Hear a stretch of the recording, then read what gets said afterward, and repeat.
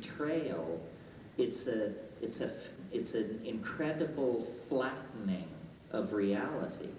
And I think the example you mentioned was, I was saying, a child lying in a nursery, in a crib, and a bird flies into the room.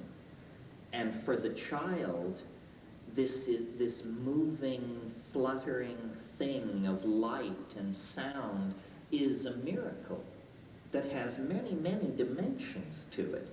But the child's mother then comes into the room and sees what's happening, and she says, "It's a bird. It's a bird, baby, bird." So what happens then is this mysterious, irreducible complex of light and motion is changed into a word. And the word is like a little tile. And that word is affixed over the bird and now covers the bird. And by the time you're 6 years old, you've been handed enough of these small tiles that everywhere you look, it's seamless tiling. You have a word, this is a chair, this is a bird, that's the sky, that's the river. And the word robs the thing of its intrinsic ambiguity and magic. And yet the word is how we communicate to each other about the thing. Now we're speaking about the unspeakable, let me point out to those of you who think I wander from the subject. So there's a tension and a paradox there. Reality is most itself in the absence of language, but it can only be communicated through language. Therefore, language is an enterprise in need of perfection. This is the other thing I take out of the DMT thing. This whole business about how they say, do what we are doing, do it, and then you make this glossolalia that I imitated for you, and then you discover that you can make colors and lights and shapes with your voice. This is profound. This is what I call a more perfect logos. Let's analyze what's going on here. First, let's analyze ordinary speech. I want to communicate with you. I have a thought, and I want to communicate it to you. I go into my mind, which is partially my brain, and I seek the culturally, consensually validated words for my idea. I then raise those words to consciousness. I activate my tongue and soft palate, and I create an acoustical pressure wave in the air. This acoustical pressure wave crosses the intervening space between you and me. It enters into your ear. You download this incoming vibration, and you attempt to match it to a dictionary of vibrations that you have learned over your lifetime. Now, if your dictionary matches my dictionary, you extract my thought out of this process. My thought magically comes into existence in your mind. Now, this is called understanding. But notice that one of the most uncool things you can do in most social situations is say to someone, "Would you explain to me what I just said?" This is bad social politics, because it punctures the illusion that we understand each other. I have this all the time because people quote me to myself, and I can often not recognize.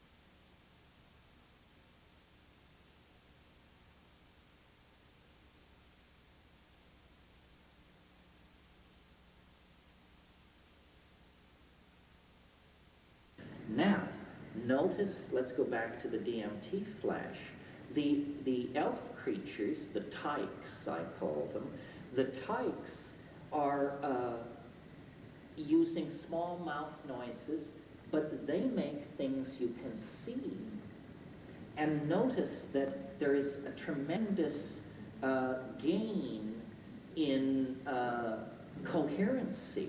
When you and I look at something, let's say we're in an art museum and we're looking at a painting or a sculpture. When you and I look at something, we have high confidence that we are seeing the same thing, generally. Where if I were to read a paragraph and then ask each person to write what I had read, we'd get a whole spectrum of answers. But if I show you a painting and ask everybody to write down what they've seen, the spread will be much less tight. Visual languages have a diminished ambiguity to them. They also, visual languages are not dependent on on culturally validated symbol systems. Notice that if you don't speak English, you can't understand me. But if we're in an art gallery looking at a piece of sculpture, you may speak German and I speak English, but we don't see different things because of this, or we assume we don't see different things because of this. So, having observed all this, I went, the contrast between spoken language and visual language in DMT, I then went to the Amazon, where ayahuasca taking is rampant, and where it's built around the phenomenon of singing, of what are called magical songs, icaros. And when you sit in these ayahuasca circles and you're loaded and people sing these songs, well then after 3 or 4 songs there'll always be a break so people can go outside or smoke or something, and then you hear what the people are saying to each other. And people will say to the shaman who has just finished singing, "I loved your song. I especially loved the part where you put the silver dots on the khaki striping. And I really liked the part where the lemon yellows were faded into the grays." You say, you know, what kind of a conversation is this? We're talking about a song, but it is perceived as a pictorial enterprise. Because under the influence of ayahuasca, sound is processed in the visual cortex, not in the audial center of the brain. And consequently, language is seen.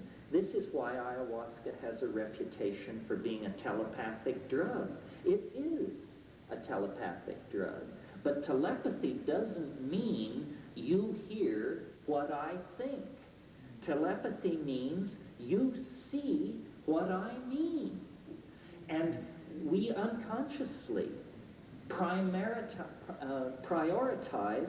the visual sense. If you want to say, "I understand you," you say, "I see what you mean." And in all Western languages, if you want to know if you're understood, you say, "Is that clear? Is that clear?" So what this, I believe, means is that language is a behavior in human beings that has not yet completely unfolded developmentally. We now use small mouth noises to communicate, but notice how driven toward the image we are, how much color photography has transformed our world, how much being able to print steel point engravings transformed our world, cinema, television, color television, interactive media, virtual reality. We love to perfect and to relate to images. So I think that part of what these psychedelics are doing, if we say they catalyze the imagination, what we're really saying is that they make language a less audio and more visual enterprise. Now, being a naturalist and a biologist by predilection, whenever I get into these far out places, I try to go back to nature to find a model that fits. Is there a model of visual nature, of visual language anywhere in nature except in the DMT flash? And I discovered one that pleases me very much and makes the point. And I'll lay it on you here. You all probably know from watching endless National Geographic specials that octopi can change color. Octopi can change their color. Most people think this is camouflage, as exists in certain lizards and frogs, where you become the color of the thing you're sitting on and therefore you don't get eaten. That's not what's going on with octopi. Here's the deal, as Ross Perot would say. Octopi are covered on their outer surface by, and first let me say, octopi are large mollusks. They are invertebrates. They divided from our line of evolutionary development 700 million years ago. They are not near neighbors of ours on the evolutionary tree. Compared to an octopus, a dolphin or a whale is like a dog or a cat in its near relative relationship to human beings. Octopi are more closely related to escargot. Okay, so it's a large mollusk, and on the surface of its body it has what are called chromatophores, specialized cells which can change color.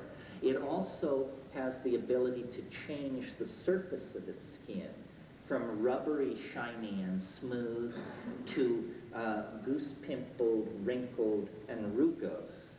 Also, it's soft-bodied. So in an aqueous medium like the sea, the octopus can fold and unfold itself very rapidly. It can reveal and hide parts of its body very rapidly. Well, when you put all this together and study octopi, what you realize is that the color changes, the surface changes, and the rapid shift of visual display is a language. The octopus is its language. It wears language on its surface the way we wear clothes on our surface. The mind of the octopus is on its surface. And one octopus encountering another can tell how long it's been since the other creature has had sex, how long it's been since it's eaten, what kind of a hair day it's having, and so forth and so on. The entire emotional and psychological and intellectual gestalt of the creature is conveyed on its surface. It is its grammar. It is its language. Octopi don't see each other. They see the intent to communicate of each other. And this is so important to cephalopoidal existence that some of these octopi have evolved away from the shallow shorelines of continents and have evolved into the deep parts of the sea, the so-called benthic depths, where no light ever reaches, below 1,500 feet. And in that situation, they have retained their ability to communicate with each other through surface color changes by going to iridescence and phosphorescence. And the benthic octopi even have organs on their bodies, which are like eyelids, that allow them to very, very quickly, at blink rate speed, cover and uncover very bright phosphorescent patches on their skin. In the benthic depths of the sea, there is only occipital grammar. They can't see each other. They can only see the messages that they are sending. It is a domain of purest mind. And I think this is something that we are evolving toward. We already, in distinction to other animals, have a small patch on our bodies that is adapted to doing this. We have what are called faces. Other animals don't have faces. People say their cats and dogs grin, but they only grin. So what kind of an expression is that? We have faces and hundreds of small, delicate muscles through here. And by frowning, widening the eyes, flaring the nostrils, opening the mouth, we convey subtly an entire gestalt of emotions, social changes, and attitudes that adumbrate and augment our spoken language. I think our drive into the mind to communicate is so intense that we are, through our technologies, following in the steps of the cephalopodia and attempting to try and create a culture whose surface is syntactical and grammatical. And when we succeed in doing this, the difference between us as distinct individuals will be much less important. This is what I call the task of history. The task of history is for the human beings to turn themselves inside out. Let's get the mind onto the surface and get the body interiorized as a freely commandable object in the imagination. That is the inversion that we are attempting to create. When that can be done, then we will be in hyperspace. We will have transcended three-dimensional Newtonian space, which is the space where the body resides and climbs around, and we will be in the mental space of the imagination. And this is what we're attempting to do by manifesting culture. You know, we talk about virtual reality, and, you know, is it a good thing? Is it a bad thing? Notice that all human reality is virtual. If by virtual reality what we mean is the downloading of human ideas into a domain of presentation, then this hotel is a virtual reality. The city of Lahaina or Manhattan is a virtual reality. The American government is a virtual reality. Money is a virtual reality. These are all exteriorized ideological systems in which we walk around in and give our belief to, in the same way that we give our belief to the existence of mountains, oceans, and trees. And yet these are ideas that we have virtually caused to come into existence by using matter as the substrate onto which to project these things. And essentially, as a species, we are the idea-excreting species. Other animals may have ideas, but they certainly don't manifest them. I mean, the whale sings its song, but it's a far cry from that to the World Trade Center or the American Museum of Natural History or an international airport somewhere. We manifest ideas, and as psychedelics catalyze ideas and catalyze language, it's becoming ever more concrete. And I think eventually there will be a marriage between human beings, technology, and pharmacology that will erase the boundaries between us and plunge us into a telepathic plenum that will not be magical. It will simply be image-mediated and trans-individual. And this is what we're plunging toward. This is what the culmination of history is the creation of a collective human overmind that can then direct the human species in an appropriate way. In other words, a hive of bees has a collective overmind, and bees don't pollute the environment or dig up petroleum or do all of these destructive things because it is ultimately inappropriate to the existence of bees to do this. We, by fragmenting into 4 billion individual egos, have lost the overstructure, the grand plan of things.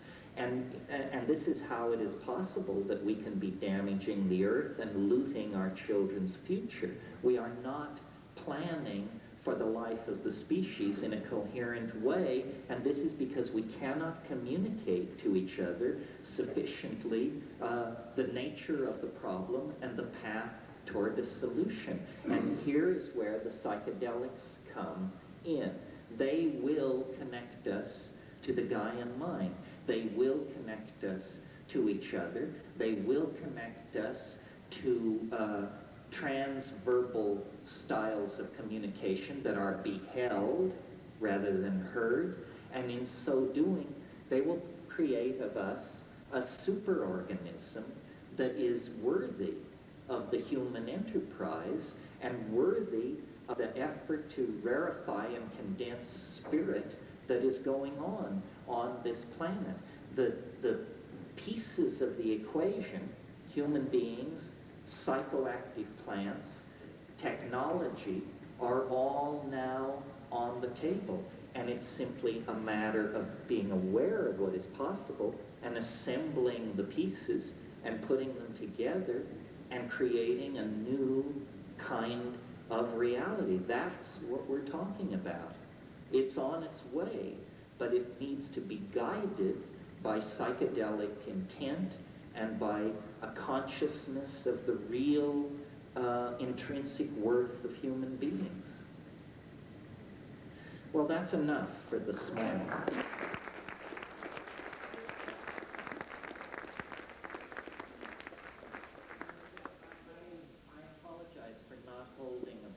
I just got carried away, and you have bladders of extraordinary durability, totaler by any means, but I do most of my substances straight. I don't mix things too much. I can't imagine what possible argument there could be for using alcohol in the presence of hallucinogens, unless you were in a situation where, like, maybe you took LSD and you had a 1967 Puy-Fumé Chateau Languedoc and you wanted to, you know, explore it. But otherwise, I would think it was not such a good idea. Yeah.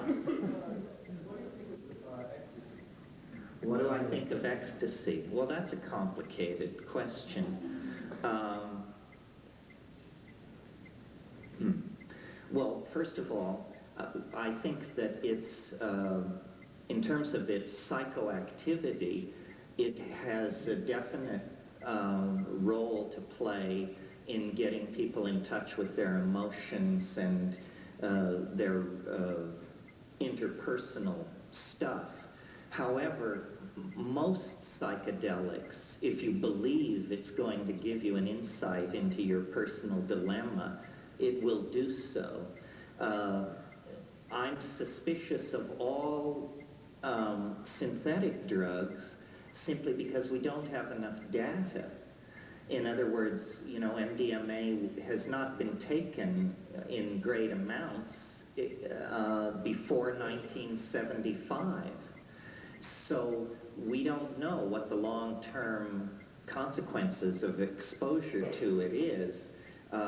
With a compound like psilocybin, it's been used for thousands of years in the Mexican highlands. We know that it doesn't cause blindness, miscarriage, madness, Parkinson's syndrome, whatever. In thinking about drugs, I mean, let me broaden the question. Here's how I evaluate a potential substance that I'm thinking about using for self-exploration. I say, first of all, does it occur in a plant? If it occurs in a plant, then it's part of the great ocean of organic life that has been elaborated over billions of years, and it has a morphogenetic field that is compatible with life. So that's the first question. Does it occur in a plant? But of course, you know, you can kill yourself with plants, no question about it. Strychnos nox vomica, Amanita phalloides, henbane, no problem to kill yourself with plants. So there has to be a further filter, and that is, Does it have a history of human usage? If it has a history of human usage, you automatically have your human data. You know that it's benign, or you know under what circumstances it's benign.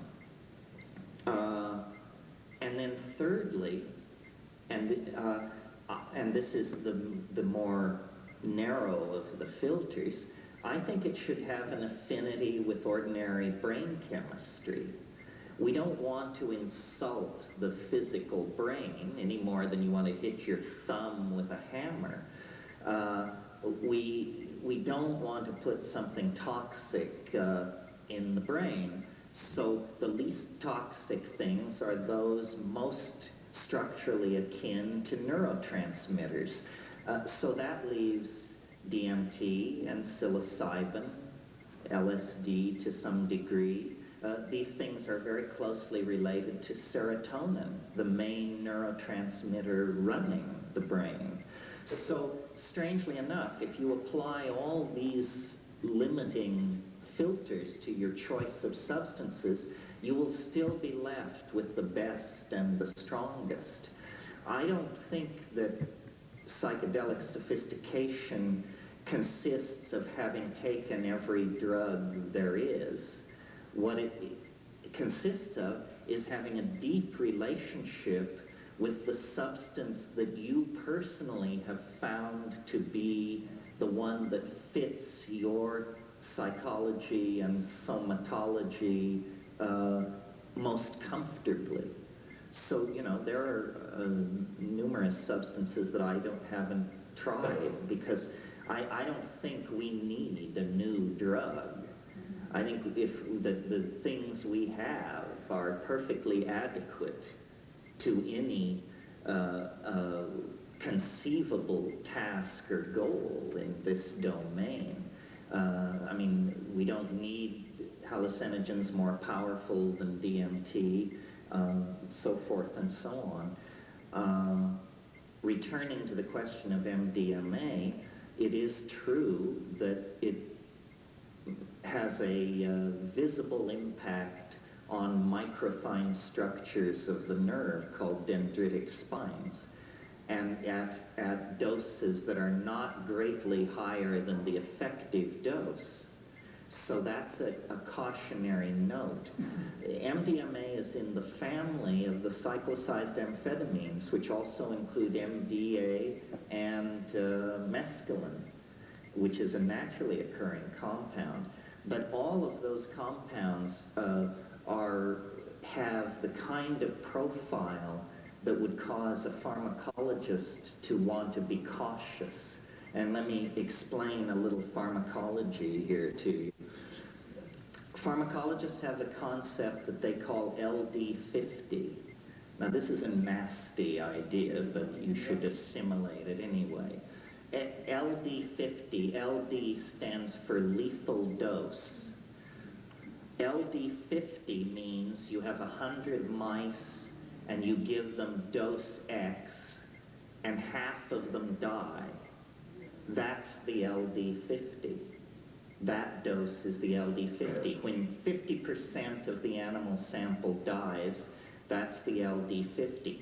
Now, what you want in a hallucinogen, or in any drug, an antibiotic, an antihistamine, anything, what you want is a drug where the effective dose is very, very low compared to the LD50, you see. Now, the most extreme example by this measurement of a safe drug is LSD. Because LSD is active at 50 micrograms, 50 millionths of a gram. The LD50 has never been determined for human beings. In other words, no one knows how much LSD you would have to take to kill 50% of the human sample. It's orders and orders of magnitude. Psilocybin, by contrast, the effective dose is 20 milligrams. 20 milligrams. The LD50 of psilocybin is something like 800 milligrams per kilogram. Can you imagine how much psilocybin that is? So psilocybin is relatively safe. Now, when you go to these cyclicized amphetamines, the picture doesn't look so good. The LD50 for mescaline is only 20 times the effective dose. This is an indication at least that you should slow down and consider what's going on. So I favor drugs with low LD50s. The LD50, high differentials. The LD50 for DMT is not known, simply not known. Yeah, it's never been determined, and must be enormously high because it's a neurotransmitter, you know. For MDMA, it's again in the range of 20 times the effective dose. It may be lower. I mean, and it is true, as I mentioned, that these things called dendritic spines are sheared off, are ablated by MDMA. Now, you can take two positions on this. The conservative position says, well, my God, from one dose to another, you can see that this stuff is impacting the physical brain. Therefore, it shouldn't be taken. The less conservative position builds its case on the fact that, yes, but no behavioral consequences seem to flow from this ablation of the dendritic spines. In other words, there's no argument that it occurs, but the test animals do not display any symptom of impairment, nor do human subjects who have later been shown to have experienced this ablative phenomenon. So it's something where you must inform yourself and then make the decision. Personally, I don't think that MDMA does anything that other compounds with better profiles can't do with nearly equal ease. I don't see it as providing a unique pharmacological function. And I'm not saying this as a put-down of MDMA, but throughout this century, the introduction of every new psychoactive drug has been accompanied by the hype that it was a love drug. And it came in different forms, you know. LSD was a love drug. Marijuana, when it hit white people, was presented as an aphrodisiac. Psilocybin, presented as a love drug. Even cocaine is said to increase sexual prowess and so forth. So it's a marketing strategy, I think. I think MDMA is very effective in the hands of a therapist with somebody with a problem, but as a lifestyle, I think psychedelic people would quickly grow quite bored with that. Over here. On that same vein, do you know of any long-term effects on the dendrites regarding the serotonin levels with extended use of hallucinogens? Is there any implication for serotonin level lowering or raising or side receptors or anything like this that you are aware of? Not that I'm aware of, but I think that would be a very, very interesting question to pursue. As somebody who has taken a huge number of these things over a lifetime, I wonder occasionally about my serotonergic system and exactly what's going on.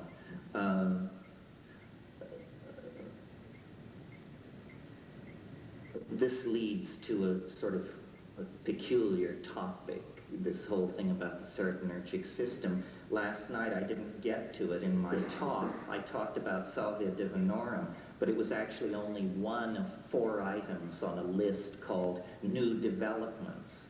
Second on that list, and you may not have expected to ever hear this word pass my mouth, second on the list was Prozac.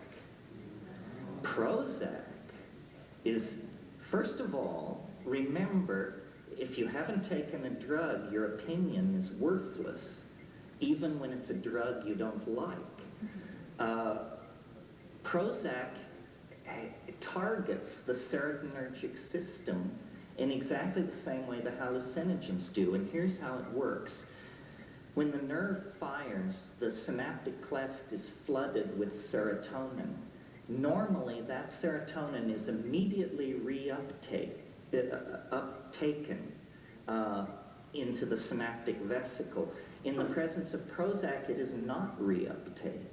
That doesn't occur. So the synapse remains saturated in serotonin. And I think it's very interesting that these drug companies have gone to work on this particular system. It's very clear to me that what they're trying to do is create a drug which has the effect of having taken 500 mics of acid and wrestled with your soul all night long, except that you don't. You don't. It comes very slowly. I don't know if you know, but Prozac builds up in your system. You take it for 15 days before it reaches saturation. Then when you stop taking it, it takes 15 days to leave your system. I'm interested in it because I'm beginning to wonder if this dysfunctionality that I've identified stemming from the absence of psilocybin for the past 10,000 years in the human diet may actually have resulted in a lot of us are running around with impaired serotonergic systems. There's much too much depression, mood swing, mania, paranoia, and general unhappiness in the human population. And rather than lay it on to stress or bad upbringing, or, you know, as has been the tendency in the past, I'm beginning to think a lot of it is actually somatic and possibly genetic, and that Prozac is an effort to essentially tune this serotonergic system that has an effect very similar to the effect that psychedelics have, but without ever putting the person through the dramatic episode of the boundary-dissolving intoxication. And I'm sure we will hear more about these kinds of drugs because the Lilly company holds the absolute patent on Prozac, fluoxetine hydrochloride, and other companies are rushing to fill this gap. And I'm interested to talk to psychedelic audiences about it for a couple of reasons. First of all, I notice there's a huge amount of Prozac bashing going on in the ordinary press. I mean, it's dismissed as a happy pill and for people who are non-functional and vegetative and a cop-out and this and that. And I didn't read the book listening to Prozac, but as I try to understand this debate, the argument seems to be it's a terrible thing to take a drug which alters your personality. And what does that mean? That the self is chemically based? Well, but hey, folks, haven't we all been potheads since the year zero? Didn't we cross this bridge long ago? Haven't we come to terms with the issue of whether or not we're presenting a natural or artificial personality? It seems to me this is just something straight people have to come to terms with, but heads should have no problem with it. We understand that personality is as changeable as hairdo or fashion. I don't know how I got off on that tear. Oh, the serotonergic system, yeah. What do you think the implications, since we have, you know, the effects of, for example, Prozac, of the increase and stabilization of the serotonin levels with the augmentation of hallucinogens? You mean how does Prozac work with hallucinogens? Is that the question? Yes, that's, yeah. Well, that's an interesting question. I saw my brother at Christmas time and we spent a long evening talking about this because you would think that this enriching of the synaptic environment with serotonin would have an inhibitory effect on hallucinogens, just knowing what we know about how these systems work. This does not appear to be the case. In other words, if you're taking Prozac, it does not diminish your response to hallucinogens, which is good news and also counterintuitive to how you would think this all might work. Anybody? Yeah, over here, Richard. Isn't there something about taking some vitamins with the Prozac that there made some effect or something? I haven't heard that. Before we leave the subject of Prozac, though, there's one more thing I should tell you, and I tell you this in the interest of, that I don't believe, well, just in the interests of education and information, but what you make of this is your own business. This problem with MDMA that I mentioned, the ablation of the dendritic spines, is blocked by Prozac. And it's blocked by Prozac even if you're not taking Prozac in the ordinary way, which is 20 milligrams a day. But if you just take 20 milligrams 6 hours before you take MDMA, this ablation of the dendritic spines will not occur, because apparently the toxin which is ablating the dendritic spines is in that molecular species of serotonin that is reuptaken. And if you block the reuptake of serotonin that is quote-unquote contaminated by MDMA, then you won't have the dendritic spine ablation, and you will have the MDMA trip. So there are pharmacological strategies for dealing with this, but I wouldn't try this at home, folks. This is, academic stuff. Over here. Well, I was in a conversation with Dr. Augustus Osley a few years ago, and we were talking about ecstasy, and he advised me never to take it because of the fact that it will lower and affect your spinal fluid, actually in the spine, and cause fluctuations there. He said he would never touch it. Well, I haven't heard that. I don't like dumping on it outright, but I guess what speaks louder than words is I don't take it. But a lot of people have had wonderful experiences on it. Marriages have been saved and launched, although I'm not sure that's a good thing. But as I say, this is part of educating yourself and deciding, where you want to put your money in this game. Yeah, you. Speaking of money, last night you were advocating that everybody should do DMT, but aside from it being illegal and pretty much unobtainable, isn't it also excessively costly? No, I don't think it's excessively costly, because let's see, a gram runs around $200. Now let me figure here for a minute. If 50 milligrams is a dose, then a gram has 20 doses in it. At $200, that's $20 a dose. If we compare it to air flight, that's like being able to fly to Bombay for 35 cents. So, and also, let me say, DMT is not a drug of abuse. I know people who scored a gram in 1970 and still haven't hit the halfway mark with it, and are planning basically to hand it on to their great-grandchildren. So, I think as an investment, it looks pretty good. The experiences that you described also immediately, you could do it again 10 minutes later and you'd still have the same experience. Well, that's an interesting question. The official answer is yes. There is no tolerance that can be measured by physiological parameters, which is what you would expect from a neurotransmitter. In my own experience, it's good to wait at least 12 hours. The second trip never attains this incredibly intense peak if you follow it 10, 15, 20 minutes later. But it's still very dramatic, no doubt about it. I would say in terms of tolerance, the tolerance is, there's very little buildup of tolerance to it.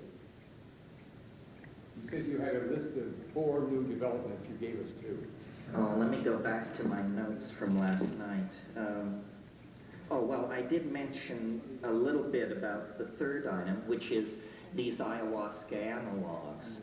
That this is a whole new frontier for people of an alchemical and botanical bent to try and locate plants in your environment that contain DMT and then brew up pseudo-ayahuascas and take them. The DMT source that's causing a lot of excitement in this area is a plant that grows across the Midwest called Desmanthus illinoisensis. It has a very high concentration of DMT in the root bark, and it's basically a weed of the prairies, Illinois bundleweed. If you combine that with Pegamen harmala, you get a rip-roaring hallucinogenic experience. There are also some grasses, Phalaris tuberosa, Phalaris arundinaceae. They contain DMT with very few other analogs present. There are anodonanthera trees in the tropics and even in the subtropics. They're probably here, probably used as landscaping. They certainly are in Puerto Rico, yeah. What do? You just grind up the illinoisensis thing and the harmala stuff? And cook it together. Cook it together, boil it for an hour, strain out the solid matter, concentrate the liquid, fast 6 hours, and take it in silent darkness. Just water, boil it in water. Boil it in water. That's a sufficient solvent. Yes, you want to stay away from high molecular weight solvents or you'll blow yourself to kingdom come. And water is usually good enough for these things. Yeah. This has to do with the 5-MeO-DMT. I've heard reports from bystanders that while I was gone, my body did very strange things, waiting for me to come back. Convulsions, jerky, large movements, moving around uncontrolled. Is there, what is this? A little frightening to hear all those reports. Well, I've seen people take 5-MeO-DMT and just lie quiet and still. I've also, a surprising number of people vomit, which seems to me not a good sign. I don't know. I mean, there's never been a human response study of 5-MeO-DMT. If you want to read the new human response study on DMT, it's in the latest journal of neuropharmacology.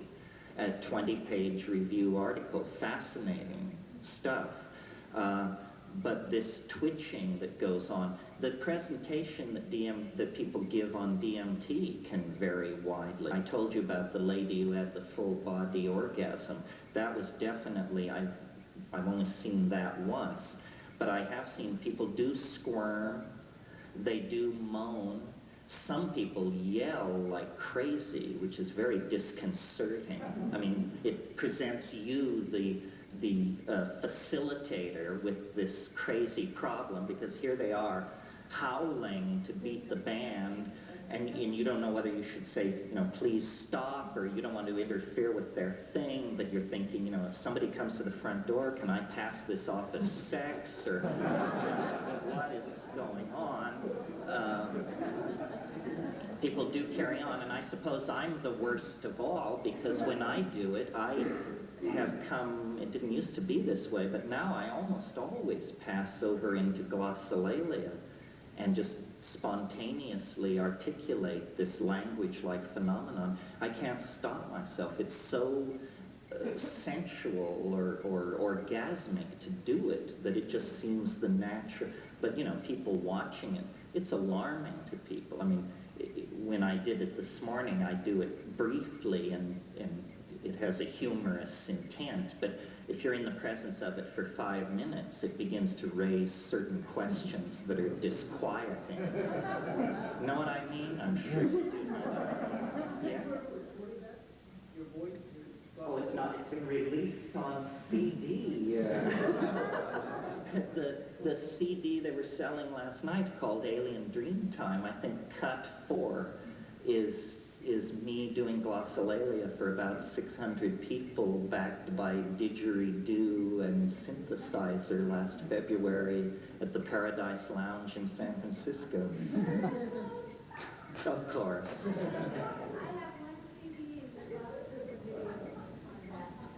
There's one left, folks. No pushing, please. Yeah. Is DMT legal anywhere? Is DMT legal? And can you buy it, like, if I go to another country? I'm not sure. There's this thing which exists called the International Convention on Narcotics that the UN holds the signatories to. And I'm not sure what the status is. I mean, ayahuasca is legal in Brazil. Ayahuasca runs on DMT. I know of certain medical preparations that are sold over the counter in Mexico that have high concentrations of DMT. But whether or not you could just simply sell pure crystalline DMT in a foreign country and have it be legal, I don't really know. I imagine not, or there would be more DMT around. Yeah.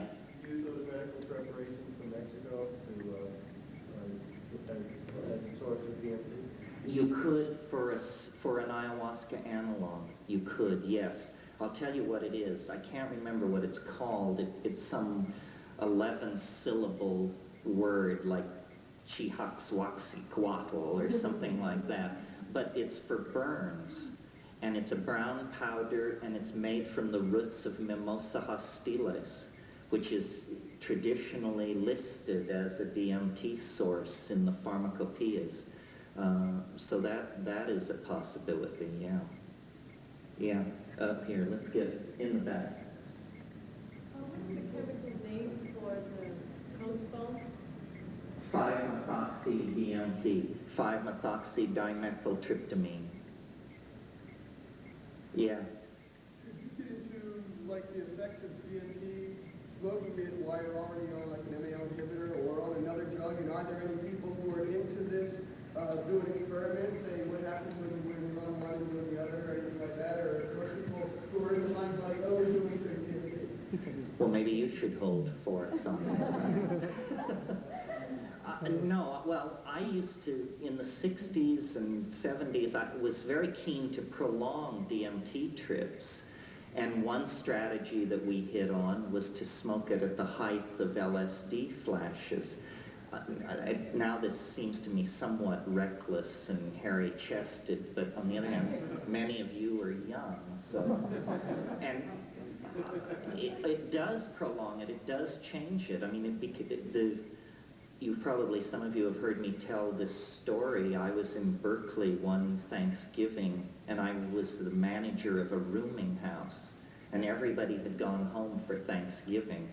And I took LSD, and then at the height of the trip, I smoked DMT, and it went on and on and on. It was very exfoliated and extensive. And right at the extended peak of it, this woman that I rented to, who I thought had gone home to Missouri for Christmas, arrived by cab and came charging up the front steps of the house, let herself into the front door, and ran around and started beating on my bedroom door. Well, I'm the kind of person that if I'm 600 miles up a jungle river and I'm smoking a bomber and I hear a leaf fall, I immediately hide the door and look around to see what's going on. So her beating on the door, I like had a heart attack or something, and I jumped up off the bed in the middle of this DMT flash, and I like landed on my feet, and when I looked around, I realized that I had dragged these things with me into the space, and I had an elf hanging off each hand, and they were ricocheting off the walls, and it was just like complete horror and disbelief, and the most dramatic thing that was going on was there was this weird machine hovering in the air of my room with a kind of faceted top on it, and it was ratcheting around. It was making this loud metallic click, like click, click, and every time it would do that, a triangular shaped piece of plastic would be ejected from it and sail across the room, and I noticed they had alien letters on them. And these plastic chits are ricocheting off the wall and landing on the floor, and I staggered to the door of my room, and I pulled it open, and I said something in Martian to this woman, and then closed the door and ran back to the bed and literally put my head under the covers and just lay there breathing and let it become an eyes closed trip, and then watched it slowly fade, and then just lay there for a long, long time. So I guess the answer is it gets highly anomalous, highly unpredictable. You know, when you combine drugs, it's what's called a synergy. And these things are completely unexplored. I mean, it's hard enough to say what LSD and psilocybin does when you start talking about how, well, we started out with 4 ounces of Robitussin, and then we moved into a little vitamin K, and after that, they passed around the mushrooms. And then you say, how was it? Say, hey, it was far out. No question about it, but I don't know if the rest of us can ever diddle our way back there. Inhibiting MAO and smoking DMT is the way to extend it, but boy, you better have your chops together. I mean, it's like deep diving on the reef at night, and, you know, over here. What about vitamin K? What could you tell us about Vitamin K, ketamine, it's a dissociative anesthetic used in veterinary medicine. I'm not terribly keen on it. It fails all the tests I laid out for you. It doesn't occur in a plant. It doesn't have a history of usage by native peoples, and it doesn't occur as a neurotransmitter. Still, I will have to say, it gets you more stoned than almost anything else. It gets you so stoned that you lose the concept of stoned, which is a strange experience where you say, what is this? And then there's no answer. And then later you say, it's a drug. You say, oh, it's a drug. I got it. Now I remember. I'm lying on the floor of somebody's apartment. I'm a human being. I'm having a psychedelic trip. This is the trip. Now I understand. And then you can sort of get hold of it. But it's, there are some strikes against it. There's some evidence that it triggers epileptic kindling. That means lowers your threshold for seizure. There's also some evidence that it lowers your immune response, which God knows that's the last thing most of us need at this point. I found it very hard to bring much out of it, but it does have its enthusiasts. They're very vocal. Again, this is just a matter of taste, what you like and what you don't. Yeah. With the emergence of psychoneuroimmunology as a sort of exciting new field, what impact do you think the hallucinogens you've been familiar with has on the whole immunologic axis, neuroimmunologic axis, and is there any data or evidence? I'm sure there's no data because I'm sure it hasn't been looked at. I think that the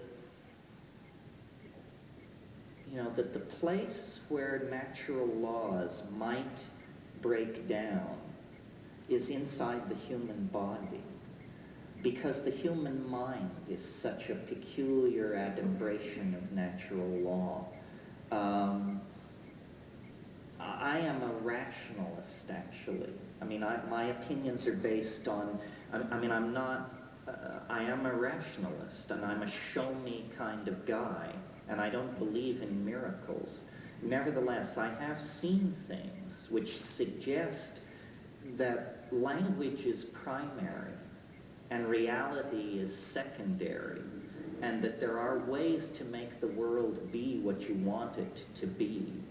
As an example of what I'm talking about, I am aware of a situation, a person who was a psychotherapist, MD, and had been injured in an accident that had left an arm paralyzed, and was suing somebody over this accident. And consequently, there was a huge amount of medical data before the court about this injury, x-rays and expert testimony and so forth, and everybody agreed this guy would never regain the use of this arm. And in 6 sessions of smoking DMT, he was able to regain complete use of the arm and dropped the suit and went on with his life. You know, it could have been done with holy water from Lourdes, I'm aware of that, but it's just anecdotal data that suggests that mind is primary, especially in the matter of health, when we're talking about moving energy fields around inside the body. And I have heard stories, you hear stories, but you just don't know what to believe, you know? I mean, I heard a story about somebody wounding themselves with a machete and taking a substantial hit of LSD and basically just zipping it shut with the gesture of the hand.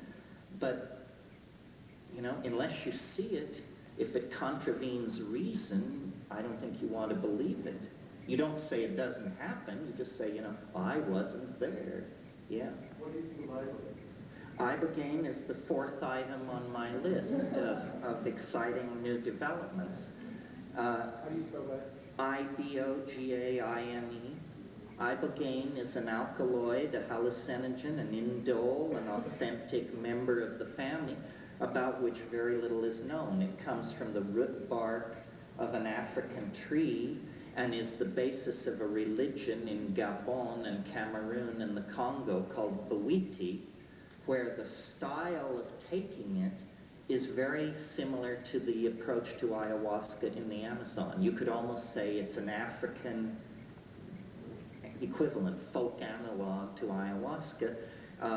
It is also rumored to be an aphrodisiac, a true aphrodisiac, meaning that most things which are said to be aphrodisiacs are in fact either cause prolonged erection or genital itching or something like that. In other words, they're somewhat peripheral to the real sexual response. Ibogaine isn't. I mean, Ibogaine is very interesting because if you're in a non-sexual context and you take it, sex is not an issue.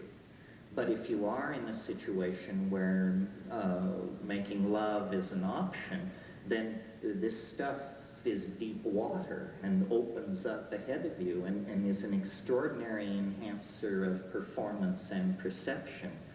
But that's not what is so interesting all of a sudden. What's so interesting is that a number of people are going around claiming that if you predose rats addicted to heroin with Ibogaine, that they lose all interest in heroin. And this same response seems to be true for cocaine. And anecdotally, it seems to be true for human beings. And so NIDA, the National Institute for Drug Abuse, has recently funded a multi-million-dollar study of Ibogaine as a possible cure for hard drug addiction. I love this notion that you could cure hard drug addiction with, of course, a drug. It had to be, didn't it?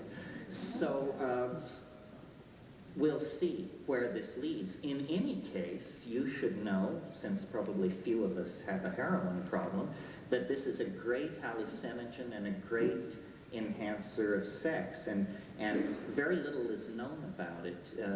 The usage of it in Africa is even not well understood because there is no record of it being used before 1860. And yet the areas of Africa where it's indigenous, the Portuguese have been in there since the 1430s. So just suddenly, in the late 19th century, this thing like emerges de novo. So that's very interesting, and it needs to be studied, and its structural near relatives need to be studied. The amount of human pain and misery that could be alleviated if we would fairly meet the challenge that these plants present us. I mean, we have cures for depression, impotence, mood swings, all of the psychological tattering that we're subject to could potentially be corrected through psychoactive drugs, and yet we're not looking at this. You know, drug companies are fearful, commercial and market forces mitigate against it, and people are miserable. As an example, along the lines of ibogaine, but in another part of the world, in Thailand, there's a plant called Mitragyna speciosa. And it's been known for a couple of hundred years that people in Thailand who are addicted to opium, peasants, country people, take this plant to get off opium addiction. Well, it's called kratom in Thailand. Well, none of us have ever heard of it. But if you go to Thailand and ask about it, they'd say, oh, terrible, very addicting, will completely ruin your life. We have a national program to eradicate this tree. It's very highly illegal. Well, isn't it peculiar that this government, which is reaping multi-billion-dollar benefits from the heroin trade, is just frantically interested in wiping out this terrible menace, the Mitragyna speciosa tree? Very bizarre. Yeah. Staying on that ibogaine just a little bit, I was wondering if you could speak a little about the dosage near the LD50 kind of idea, and because a friend of mine, or not a friend, but a friend of a friend, so I don't know about the story exactly, but recently in Florida was administered through people who supposedly knew what was going on, and then 5 days later this guy had to be brought to the hospital and brought down with all kinds of heavy chemicals, and then we had to even go back again for more of that, and still it's not completely returned from this. From a heavy ibogaine trip. Right, so was it possible he was overdosed and that he suffered a severe psychotic break? Well, I'm not sure that the LD50 in human beings has ever been determined. It's probably known for rats. Not very much is known about ibogaine. The way it's done in Gabon is they say, the Bawitists, the practitioners of this religion, that you have to split open your head with it. And they force feed people huge amounts of this ground root bark, and people do die. But I don't know why they think that they have to take so much. They say once you've opened your head, you never have to take that much again. One thing you have to do, I mean, and this may seem contradictory, but you have to take what everybody says with a grain of salt. Even the shaman, even the upriver people. I mean, I've experimented with ibogaine, and my approach was completely rational. I just kept taking larger and larger doses until I could feel it. And I found it to be an extraordinarily interesting and fairly easy compound to take. In other words, what's going on with it that seemed to me to make it different from others is, and I think this ties into the so-called aphrodisiac part, is you feel more comfortable than you've ever felt in your life. Whatever the word comfortable means to you, this stuff makes you comfortable. And that gives you an extraordinary ease and fluidity and gentleness and like that. But you know, just because somebody is an African tribe doesn't mean they can't be tweaked or bent by the forces of cultural history. So that's why it's good, I think, to use pharmacological approaches and to use the ethnographic data to check where you are, but to basically, I was thinking this morning as I brushed my teeth, for some reason I was thinking, whenever possible, we should believe science. It's just that we should admit that it's not always possible, you know. But on minor matters, on these kinds of matters, science is a reliable indicator. Dosages, LD50s, this is the sort of stuff where they shine. It's when you try and get the implications together that science fails. Yeah? How do you feel about, in relationship to the ayahuasca analogs, brewing ayahuasca non-traditionally? Because the books I've read, the experience you have is very much affected by the person that brews it and how they go about it. So how do you feel about this? That's an interesting question. Yes, it raises a whole bunch of issues. Let me lay this out here. Many of the things that we've talked about here, like mushrooms, ibogaine, peyote, morning glory seeds, these are naturally occurring hallucinogens that you simply grind up and take, and then whatever happens, happens. Remember, I said this morning that ayahuasca was a combination of two plants, one to inhibit the MAO, the other to provide a psychedelic compound for the trip. What I'm describing there is not then a plant exactly, but a drug in the sense of a preparation. It was made by somebody. It didn't grow in the jungle. The materials grew in the jungle, but it was made by somebody. And how well or poorly they made it is going to determine how good it is.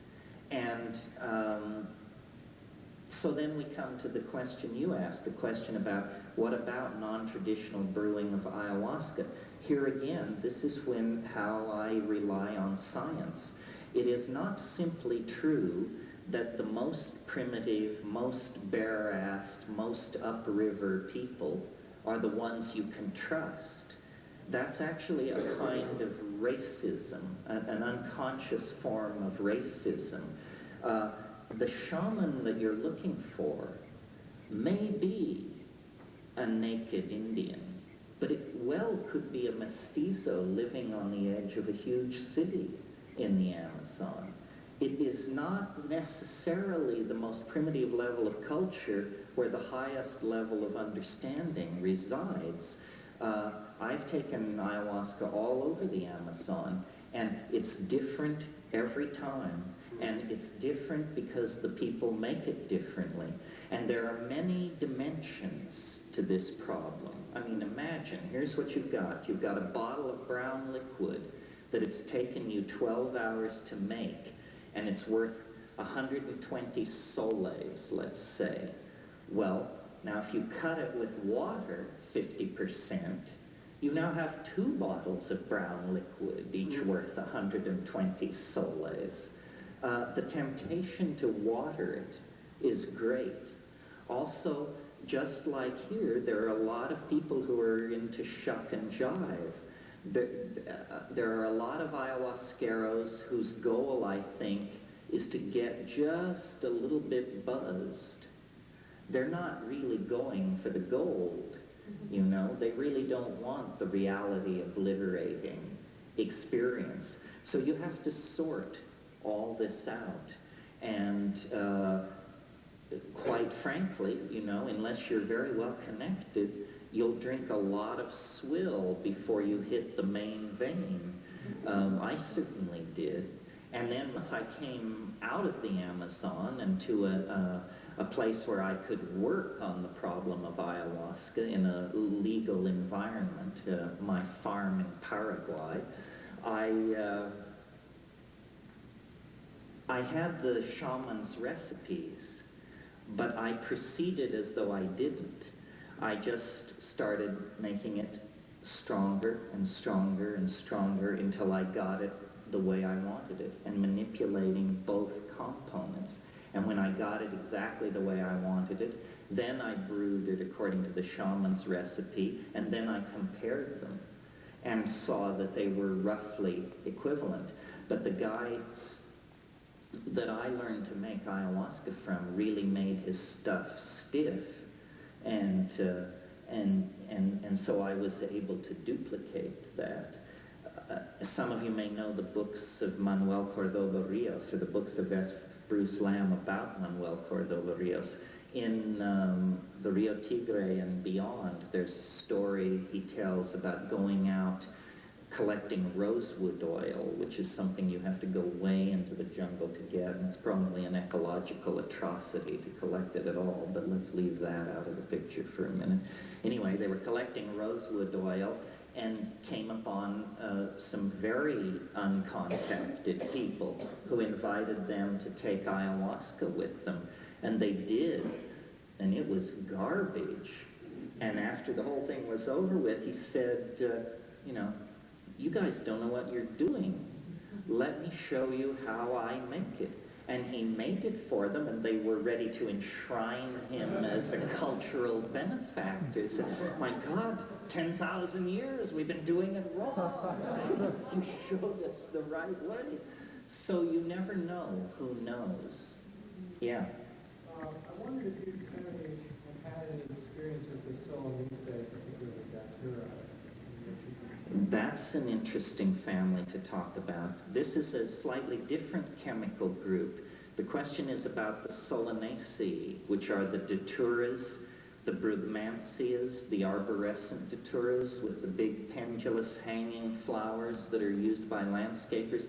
These plants are saturated with a family of chemicals called tropanes. Hyoscyamine, L-hyoscyamine, scopolamine, the Nazi truth serum, all of these things are in these.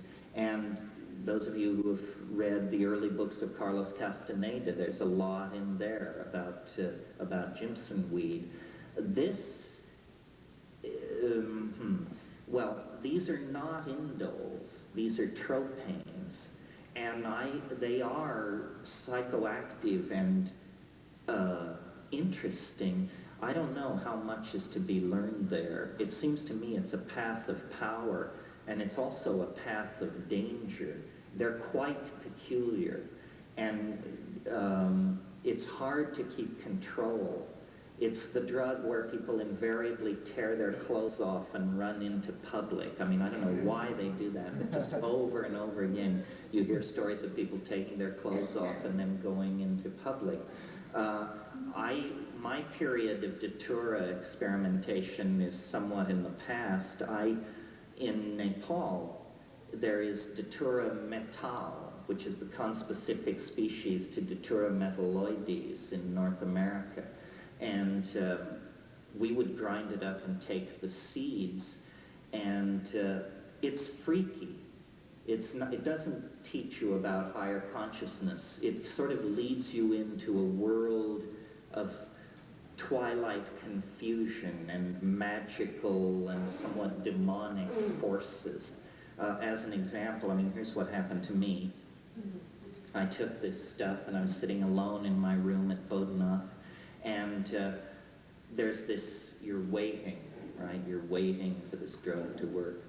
And it's like, it's not working, it's not working, it's not working. And then you fall into some kind of weird reverie where you've like taken your attention away from the problem of the drug working, and you fall into a kind of twilight sleep. And what happened to me was these strange wraith-like forms, almost like Victorian ghosts.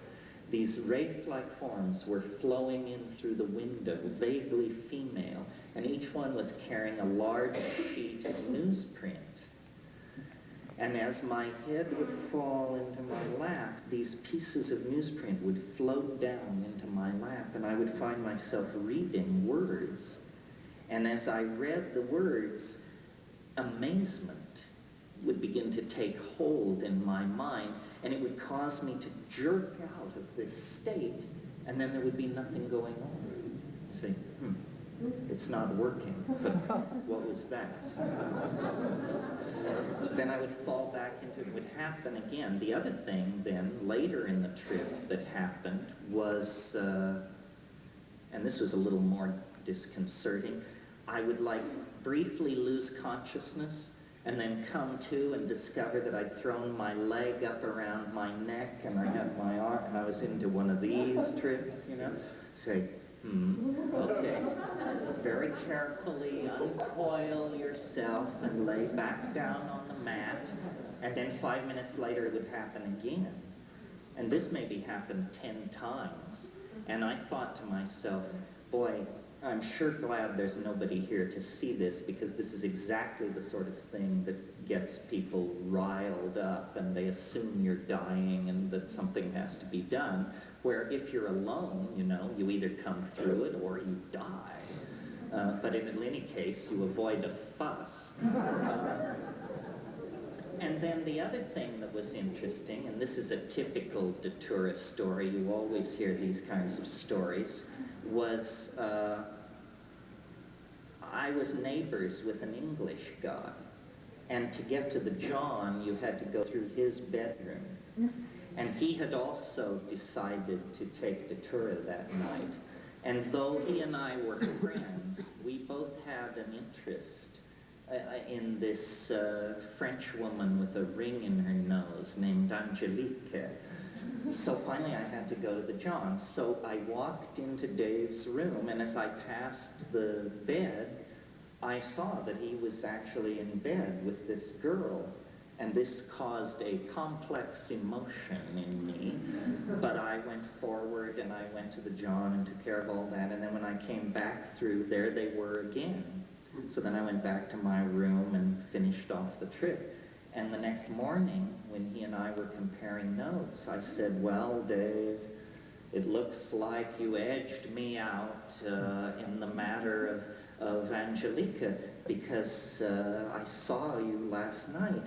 And he said, yes, I thought we made love for hours, but you know, she wasn't there at all. And so it was a very weird situation. I saw his hallucination. We were existing in some kind of space where you couldn't tell shit from shinola, essentially. And then what finally convinced me to lay this all aside after the Angelica incident was there was another English guy in this village, and he was also taking Datura a lot. And every day I would shop for potatoes and tomatoes, the only two things you could buy in this village. So I was out doing that, and I came upon this guy, and we're talking, the gossip of the village. And as I'm talking to him, I slowly realized that he thinks I'm visiting him in his apartment. He thinks we're 5 blocks away and 3 floors up in his room. And we're actually down in the marketplace buying potatoes and tomatoes. And at that point I said, you know, this is getting too boundaryless and wiggy and peculiar, and I think we'll just fold the Datura effort at this time. So that was the Datura story. A lot of sorcery goes on around Datura, especially in Latin America. And there may be ways to approach it which are not so risky. I mean, some people say the way to do it is simply grow the plant near your bedroom window so that you can breathe that heavy perfume as you sleep, and that it will cause dreams.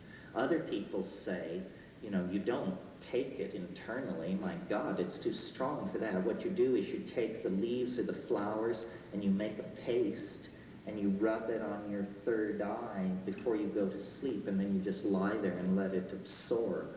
But it's a strange world, a world of shadows and forces and shifting boundaries and uncertain, you know, you never know exactly where you're at with that stuff. Yeah.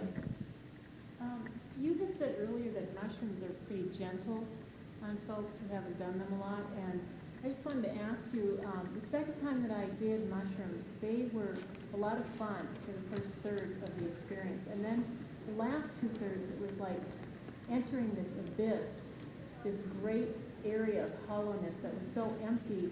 The only way I could describe it was that I had experienced what it feels like to live in the absence of love. And it was awful. It was just so awful.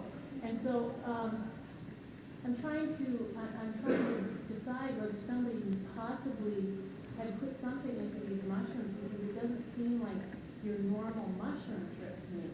I mean, Well, I don't know. It has a spectrum of possibility that's vast. And you know what they say, you don't get what you want, you get what you need. I mean, I don't know why anyone would need the trip that you describe. The way I approach it is, cannabis is an incredible navigation tool. And I described having these bombers rolled and in front of me. Those are essentially retro rockets for navigating up there. And when I get into a place I don't like, I just blast away and blast through it. And there are places I don't like that I encounter almost every time. I mean, there's a place in mushrooms that I call the meat locker. And it has me always reaching for the joint. I mean, it's like being trapped inside Francis Bacon's refrigerator or something. Something you don't even want to think about. The other thing is, and this is excellent advice, especially for white people, is sing. Sing. What we have a tendency to do when the going gets rough on psychedelics is to clench, to put your head down in your lap and say, you know, if it only lasts an hour, I can live through it if it doesn't get any worse.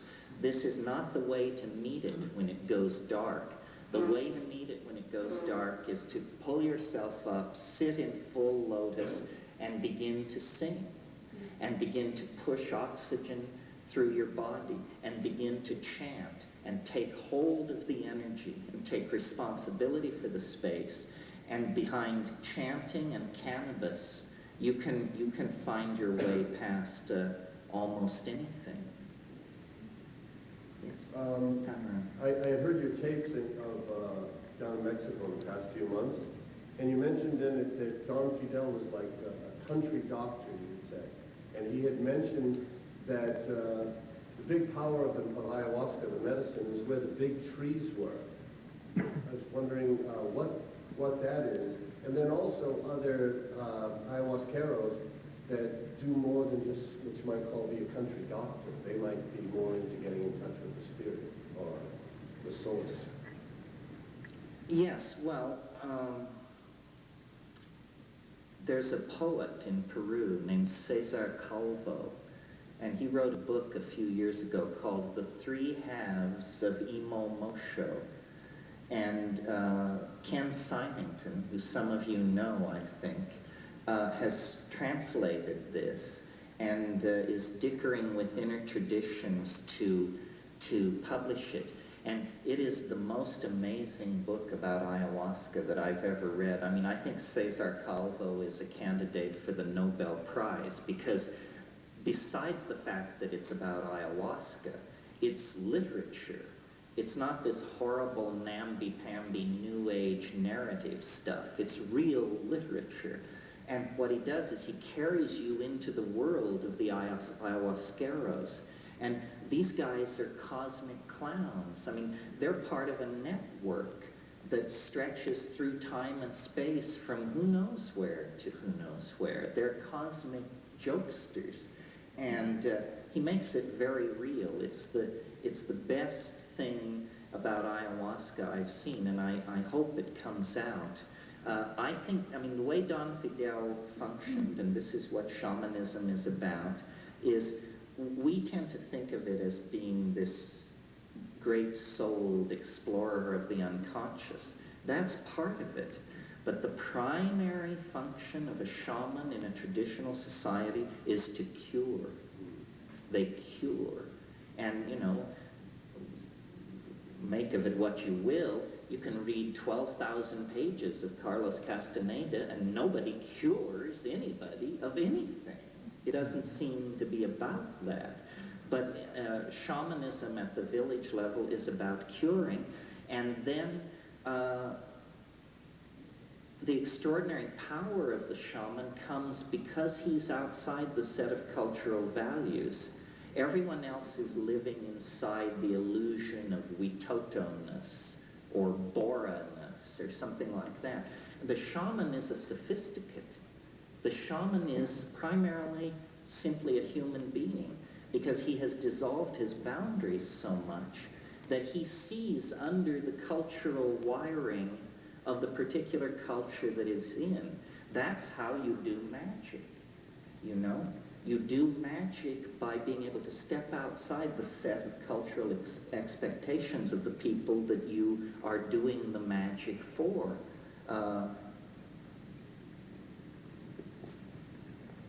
Yeah, where was it? Did I say last night in the talk the thing about St. Thomas Aquinas and all that? Oh, well, here's a perfect example of what I'm talking about, being able to do magic by stepping outside of a set of cultural expectations.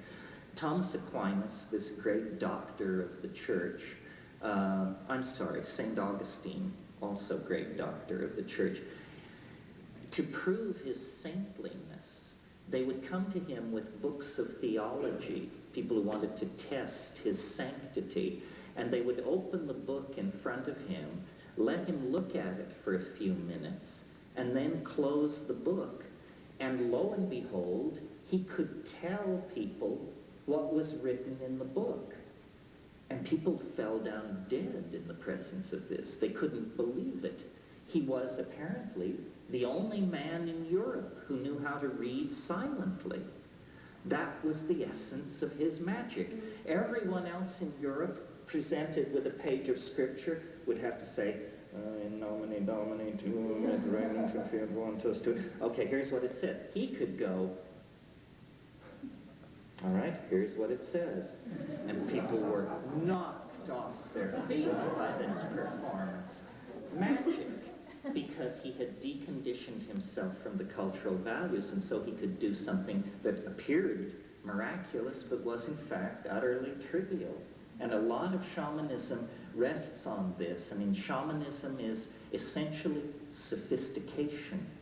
That's why, in a sense, and people hate to hear me say this, but it's one of my fave raves, shamanism is a variety of skepticism.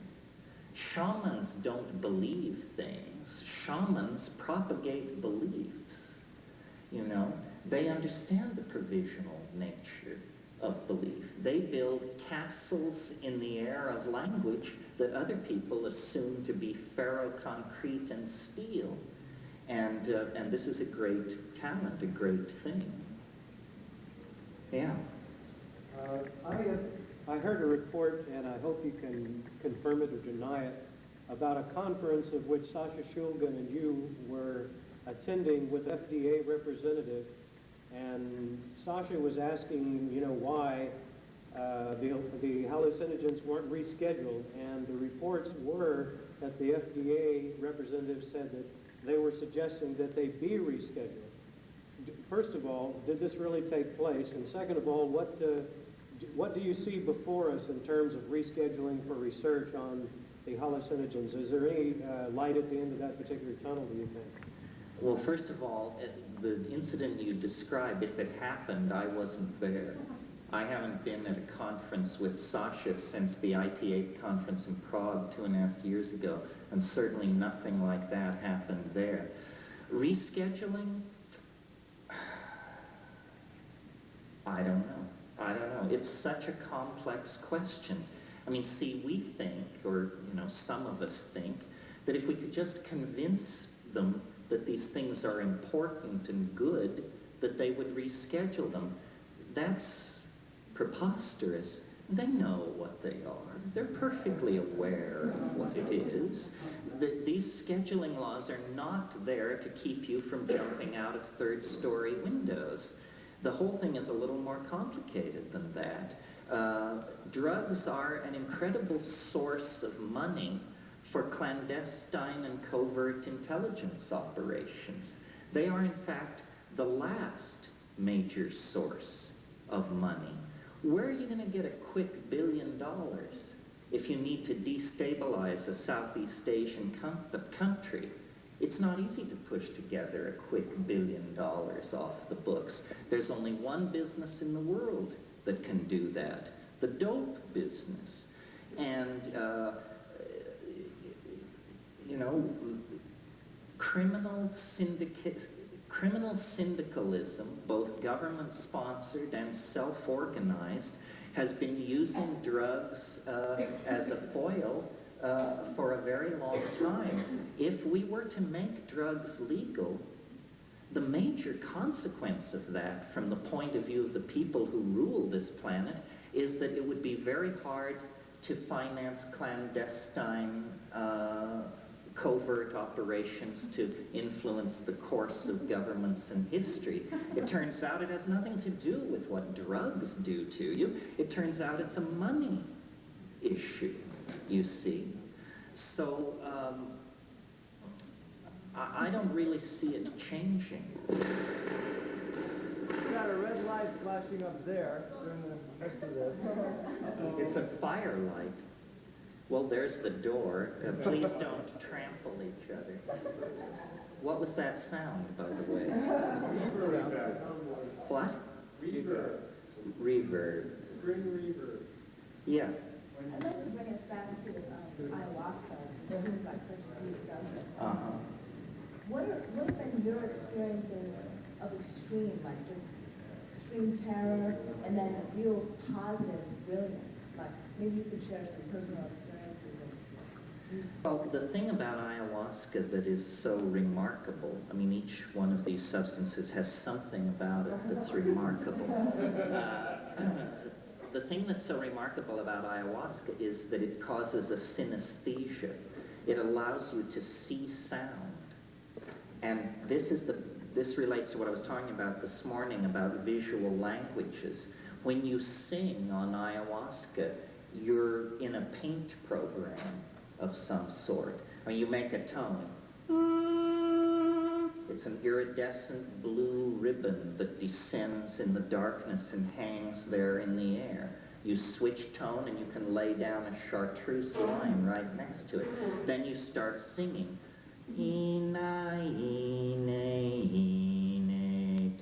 And as you explore what you can do, it's all visual. The sound is carrying the visual impression, and other people are seeing this. I mean, we have to do some experiments to determine exactly what they're seeing, but everyone is carried along. It's a performance. As far as, you know, my own personal experiences with it and the heights and the depths, if you make it strong with a lot of tryptamine, it comes in a wave that is pretty irresistible. I think the strongest I ever saw it, I just felt it began to flow past me. And then it began to flow past faster and faster. And finally, I actually began to feel it like a wind. And I felt like I was swept out to sea. And there was a period when I lost consciousness. And when I came to, I felt literally washed up on the beach. I could feel that I was lying on a beach. And I could feel that my face was pushed into the sand. And I just lay there quietly, assessing whether or not I'd survived the first wave of this thing. And then I heard this crunching in the sand behind me. And someone came up behind me and put their foot in the middle of my back and pushed me further into the sand. And then the whole impression was replaced by something else. But it was a very weird kind of encounter. Mainly what ayahuasca is are beautiful hallucinations going on against black backgrounds. Psilocybin hallucinations and DMT hallucinations fill the space. It's filled with hallucinations. On ayahuasca, the hallucinations are projected onto the black space, and it's incredibly subtle. I mean, the colors, the palette can range from, you know, extraordinary electric polychrome type colors down through, you know, exquisite pastels, peaches, salmons, mauve, this kind of thing, lacework, languages, hieroglyphs. I had one ayahuasca trip where I seemed to be in the Great Pyramid, and all I could see were black Egyptian hieroglyphics on a gold ground, and light, like flashlight light, showing these things to me as I was walking past. The difference generally, I think, between ayahuasca and psilocybin is the mushroom is somewhat megalomaniacal.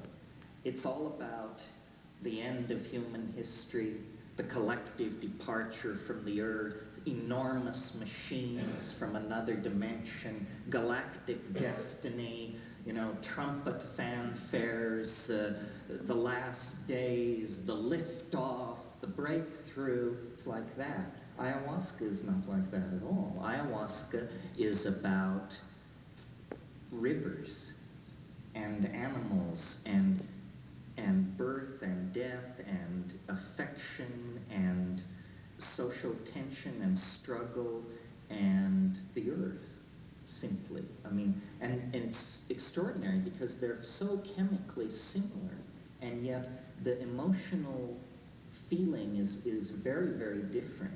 I mean, the psilocybin is the most science fiction-y, with the possible exception of DMT, which sort of lies outside categories. But the psilocybin is very, very futuristic and apocalyptarian, mechanistic, galactic in its perspective, these alien messages and hieroglyphs and this sort of thing. And ayahuasca is more like what I think people who have never taken hallucinogens think hallucinogens are like.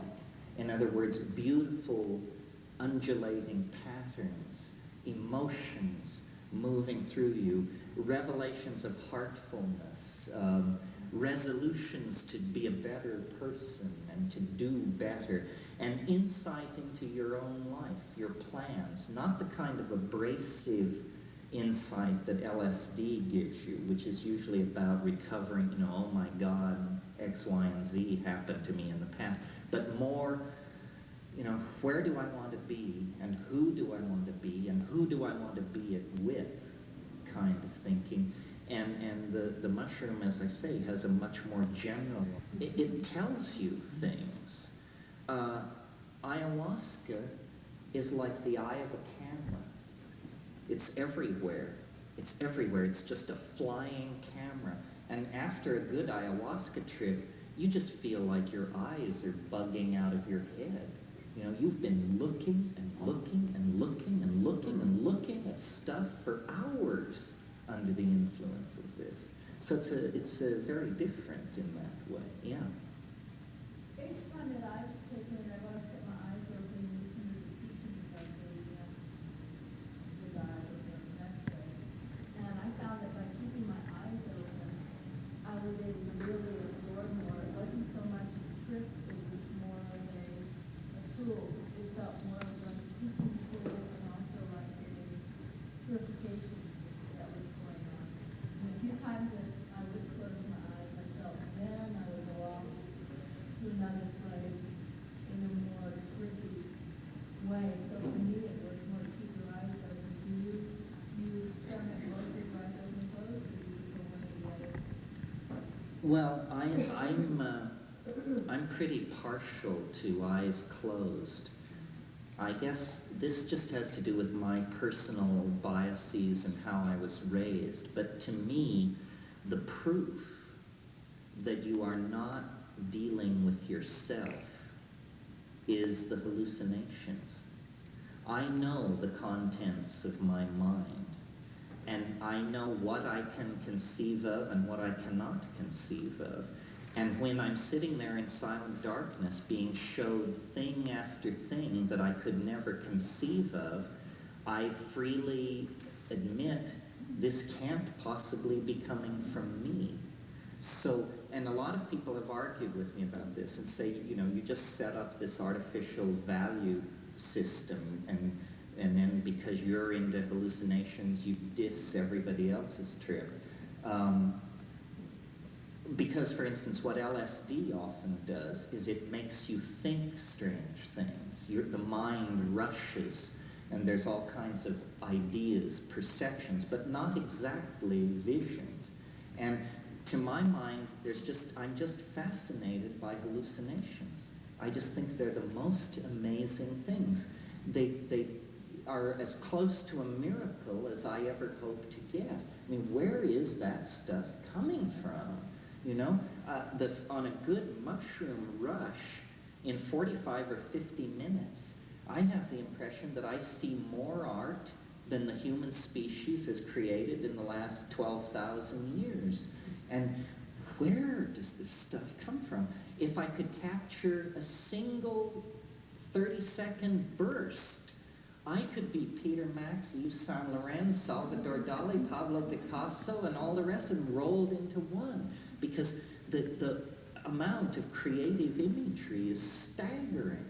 And as artists, I think this is what we should all be challenged by. I would like graphic artists to go in there. These are the people we need to send. You know, these are the people with a unique talent that can serve the rest of us. We can't send instruments with cameras the way we would to Mars or the moons of Jupiter. No, we have to send artists preferably with eidetic memories, who can take snapshots and come back and with airbrush, oil, and computer render these things. We need to try and create a grammar of hallucinogenesis, probably in a computer environment. We need to try and understand what the laws are that rule these visual transforms. Because this is an endless font of images for design and, God forbid, fashion, advertising, the whole thing. I mean, clearly we are dragging images out of the unconscious, but I dare say if we could access the psychedelic unconscious, there would be few rooms around that look like this one. This is a room created out of the assumptions of linear print culture and Bauhaus economics. But there are other ways to do it, and that's what the hallucinogens make so explicit. Yeah? It's about a midpoint now. You want to take a break? Sure. About 4 o'clock, I guess? That's fine. Let's take a break. It's 3:40. Let's take a 20-minute break.